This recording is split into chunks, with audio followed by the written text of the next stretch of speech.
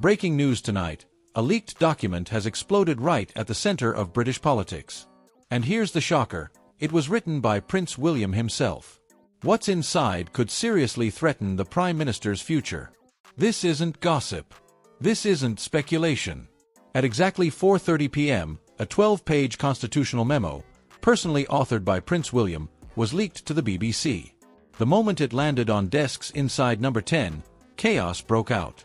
Aides were rushing through hallways, emergency meetings were called, and according to multiple insiders, one word echoed through the building: catastrophic. Here's what's crucial to understand. This memo isn't a polite note of disagreement. It's an accusation. A direct claim that the Prime Minister has breached British constitutional law.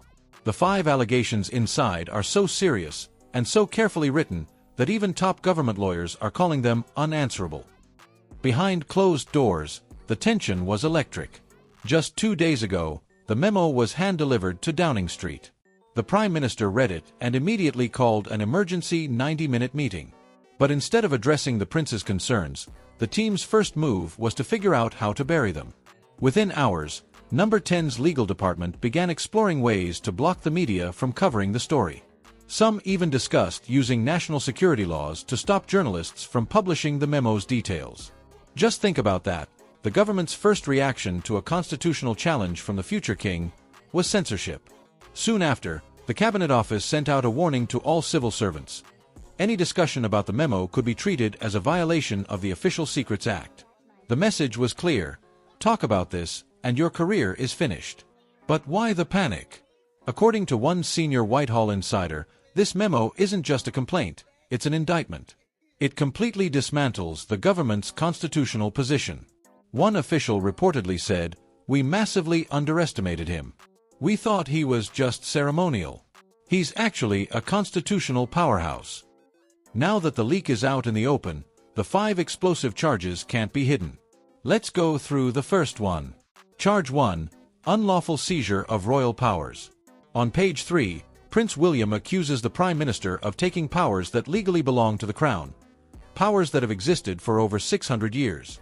The new legislation, according to the memo, would remove key royal authorities, like the appointment of ministers and the royal assent for new laws. Downing Street brushed these off as purely symbolic. But William's document argues otherwise, saying these powers are crucial safeguards against government overreach. Take them away, and you remove the final barrier protecting Britain from tyranny. The memo even cites legal precedents going back to 1611, asserting that Parliament cannot simply vote to claim powers reserved for the Crown. Doing so, it argues, would be not democracy, but a constitutional coup. Professor Alastair Finch of Oxford, a top constitutional scholar who has advised 2 former prime ministers, described the Prince's argument as constitutional dynamite. In an interview with the BBC this morning, he warned that the government is trying to build a house with no foundations, calling it the most dangerous power grab since the 17th century. A King's Counsel who reviewed the document added, "The Prime Minister seems to think he's running a republic. He's not. He's the King's First Minister." This memo is a reminder of that reality. By the evening, insiders at Whitehall admitted privately that the Prime Minister's legal team had been completely outplayed. Charge 2: Reckless. Charge 2: Reckless disregard for the Commonwealth.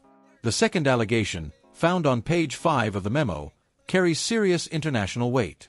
Prince William accuses the government of showing outright recklessness toward the Commonwealth. Here's why this matters. The King isn't just the head of state for the United Kingdom. He also serves as sovereign for 14 other nations, including Canada, Australia, and New Zealand. Any change to the Crown's constitutional powers would directly affect those countries. And yet, shockingly, not a single one of their governments was consulted. Prince William's memo asks a simple but devastating question. Did the Prime Minister seek the approval or input of His Majesty's other realms before altering the Crown they all share? The answer, according to the document, is a clear and resounding no. Leaked diplomatic cables reveal growing frustration abroad. A message from the Australian High Commission reportedly described the government's move as constitutionally reckless and deeply disrespectful. In Canada, a senior diplomat was quoted saying, "We share a monarch. You can't rewrite the rules without even a phone call." That's not how allies behave. What began as a domestic issue has now turned into a full-blown diplomatic crisis. And if that wasn't enough, a leaked WhatsApp message from members of Labour's more radical backbench faction made the situation worse. Sent just hours ago, it read, "If the Commonwealth realms are upset, good, it's time they grew up and became republics." Prince William's memo calls this the smoking gun, proof of the real motivation behind the proposed law. This isn't about modernization, he argues. It's about dismantling the Commonwealth itself. Charge 3. Corruption of the civil service. By page 7, the tone of the memo shifts, from political and constitutional issues to deeply personal accusations about the inner workings of government. Prince William claims the administration has corrupted the civil service by forcing officials to support laws they privately believe are unlawful. According to the memo, several senior civil servants have already voiced concerns that the proposed reforms cross constitutional boundaries. But instead of being heard, they've allegedly been pressured to justify them anyway, effectively breaking their oath to serve the Crown, not the Prime Minister. William's memorandum gives these officials a form of constitutional protection. It reminds them clearly, your loyalty is to the Crown, not to the Labour Party. But buried within the leaked draft is something even more disturbing, a secret clause granting the Prime Minister broad powers to reassign or discipline senior civil servants who resist the government's legislative agenda. In plain terms, it's a purge clause, a legal weapon designed to silence dissent within the state. If enforced, it would allow the Prime Minister to remove anyone who acts on constitutional duty instead of political obedience. William calls it an attack on democratic principles and a mark of an increasingly illiberal government. The message is unmistakable. The administration knew its plan was unconstitutional. And rather than fix it, they built mechanisms to punish anyone who dared to object. The memo calls this executive overreach at its most dangerous. And now, by leaking the document, the future king has brought those hidden dangers into full public view, both at home and abroad. Charge 4. Deceiving the public mandate. The fourth accusation in Prince William's leaked memo is just as sharp politically as it is legally. On page 9, he accuses the Prime Minister of deceiving the public mandate. Here's what that means. William's team went through Labour's election manifesto line by line and didn't find a single mention of any plan for sweeping constitutional reform. In other words, the Prime Minister never sought public approval for these changes. Labour came to power with only 34% of the national vote. Yet now, the government is attempting to overhaul the entire British Constitution without the people's consent. William's message is direct and cutting. You don't have a mandate for this. You campaigned on stability, not revolution. You won under one promise, and now you're governing under another. This accusation has shaken the Labour Party internally.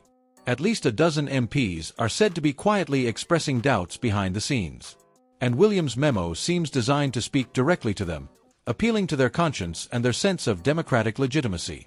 It reminds them clearly, your duty is to the voters who trusted you, not to the party leadership that's steering the country off course.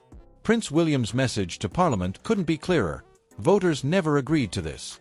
He argues, you're backing a constitutional change you have no democratic right to make. And now, it seems the public is siding with him. According to a brand new YouGov poll released within the last 12 hours, the Prime Minister's approval rating has plunged by 15 points. When asked whether the government has a mandate to introduce these constitutional reforms, a staggering 78% of people said no. The backlash is growing fast. A national petition opposing the new legislation has exploded from just 460,000 signatures 2 days ago to over 1.2 million by this evening, one of the fastest-growing political petitions in modern British history. The message couldn't be clearer. The people are standing with Prince William, not the Prime Minister. Charge 5. Threat to the unity of the United Kingdom. The final accusation, laid out on page 11, may be the most consequential of all. William warns that the government's actions risk tearing apart the very fabric of the Union itself. His argument is blunt. The Crown, he writes, is the single thread that binds together England, Scotland, Wales, and Northern Ireland. By politicizing and weakening it, the Prime Minister is giving separatist movements in Scotland and Wales exactly what they want, a powerful new reason to push for independence. Undermining the monarchy, William warns, would unravel the symbolic and moral glue that holds the UK together. He accuses the government of putting ideological ambition ahead of national unity. A senior Conservative MP who's seen the memo described it as the most brilliant constitutional document I've ever read. He went even further, saying, William has trapped him. The Prime Minister must now choose between his radical backbenchers or the United Kingdom. He can't have both. That statement perfectly captures just how precarious Britain's position has become. The country now stands on the edge of a constitutional showdown unlike anything seen in living memory. The Prime Minister is cornered. If he ignores the memo, he risks looking authoritarian, as if he's dismissing a legitimate challenge from the heir to the throne. But if he gives even an inch, he risks looking weak before his own party, especially among its radical faction, which has long pushed to rewrite Britain's constitutional order. Meanwhile, Prince William has made his move with precision. He isn't presenting himself as a political actor, but as a defender of principle, of the Crown, of the Commonwealth, and of the unity of the British state. In his framing, this isn't a power grab. It's a defense of the centuries-old constitutional balance that defines Britain itself. And the public seems to agree. Across TV panels, newspapers, and social media, the mood is shifting. The government's effort to dismiss William's intervention as inappropriate has fallen flat. For many, this has stopped being a partisan fight. It's now a question of principle, legality, and duty. The debate has outgrown politics. It's about the very rules that hold the nation together, and about who, if not the monarchy, has the moral authority to defend those rules when politicians overstep. What Britain is witnessing tonight could be the start of the most serious constitutional crisis of the modern era. The stakes could not be higher. At the center of it all lie three defining questions: the neutrality of the monarchy, the limits of parliamentary power, and where ultimate authority truly resides within the British state. This isn't just about one government's future, it's about the very architecture of the United Kingdom, the delicate relationship between the Crown, Parliament, and the people. The coming weeks will decide whether Britain stays anchored to its centuries-old constitutional traditions, or drifts into an uncharted experiment driven by political ambition. This confrontation now goes far beyond Downing Street. It cuts to the very heart of Britain's identity. What kind of nation will it be when the dust settles? Will it remain a constitutional monarchy built on restraint, duty, and continuity? Or will it transform into something far less stable, where political power bends the very institutions meant to contain it? The answer will define not only this government but the balance of power between the Crown and Parliament for generations to come. Already, comparisons are being drawn to past constitutional crises: the abdication of 1936, the Suez Showdown of 1956, even the prorogation battle of 2019. But insiders say this is something altogether different, far bigger in scale and impact.